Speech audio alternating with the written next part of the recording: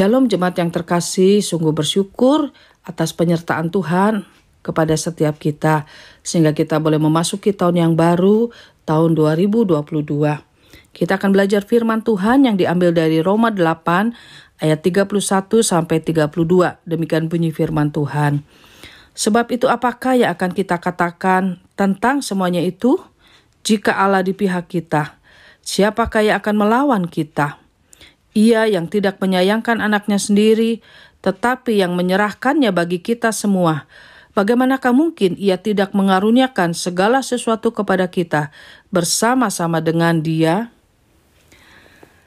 Jemaat yang terkasih, suatu ketika seorang bapak yang bernama Oliver, dia diutus oleh perusahaannya ke benua Eropa untuk satu urusan bisnis yang sangat penting. Bapak Oliver ini mengajak pembantunya yang takut akan Tuhan menemaninya. Mereka tinggal di hotel di kota pelabuhan. Malam itu Bapak Oliver tidak bisa tidur. Hatinya sangat gelisah. Kebiasaan pada waktu itu, pembantunya juga tinggal di kamar yang sama dengan tuannya. Dan Bapak Oliver melihat pembantunya ini tidur dengan nyenyak. Karena merasa gelisah, akhirnya Bapak Oliver ini membangunkan pembantunya. Dia berkata, "Saya tidak bisa tidur, saya sangat gelisah. Pasti sesuatu akan terjadi." Kemudian pembantu yang takut Tuhan ini berkata, "Tuan, bolehkah saya bertanya 1-2 pertanyaan?" "Oh, tentu saja." Kemudian pembantunya ini bertanya, "Apakah Allah mengatur dunia ini sebelum kita lahir?"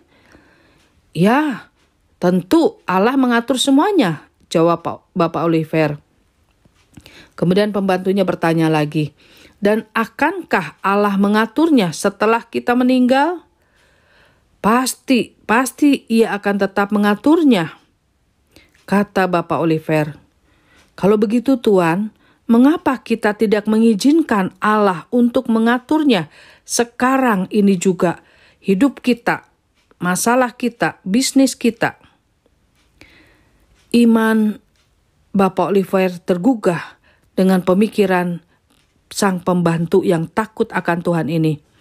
Pikirannya kembali tenang dan ia bisa tertidur dengan nyenyak. Jemaat yang terkasih, betapa sering kita berpikir bahwa Allah tidak mungkin melakukannya untuk kita, atau Allah tidak campur tangan dalam masalah yang satu ini. Padahal Allah sudah membuktikan kasih-Nya yang begitu besar dengan memberikan anaknya.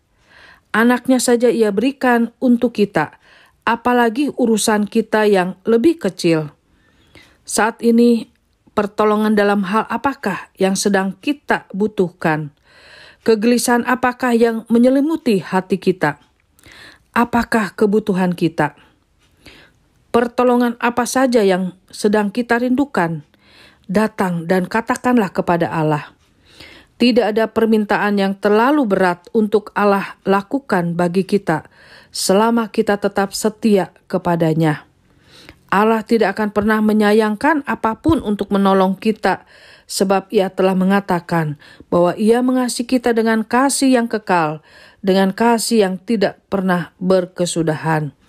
Percayalah bahwa sampai saat ini kasih-Nya tidak pernah berubah. Kalau Ia sudah menolong anak-anaknya yang lain pada masa yang lampau, Ia juga akan menolong kita pada saat ini.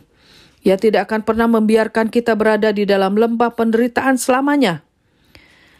Ketika kita tetap menaruh seluruh pengharapan kita kepada Allah, ingatlah, jika Allah tidak menyayangkan anaknya sendiri, Ia pun pasti menolong kita dengan mengaruniakan segala yang kita butuhkan pada waktunya. Biarlah kita sungguh-sungguh belajar mempercayakan seluruh hidup kita kepada Tuhan. Amin. Mari kita berdoa. Tuhan, ampuni kalau seringkali kami merasa takut, khawatir, dan gelisah akan hidup kami, akan masa depan kami, karena kami tidak bisa melihat apa yang akan terjadi di dalam kehidupan kami. Tolong Tuhan, ajar kami untuk sungguh-sungguh belajar mempercayakan hidup kami hanya kepada Tuhan. Engkau yang menciptakan kami, Engkau pun juga yang akan terus menuntun langkah kehidupan kami ke depan. Terima kasih Tuhan, biarlah renungan ini boleh menjadi berkat kekuatan bagi setiap kami. Kami berdoa dan bersyukur kepadamu. Amin.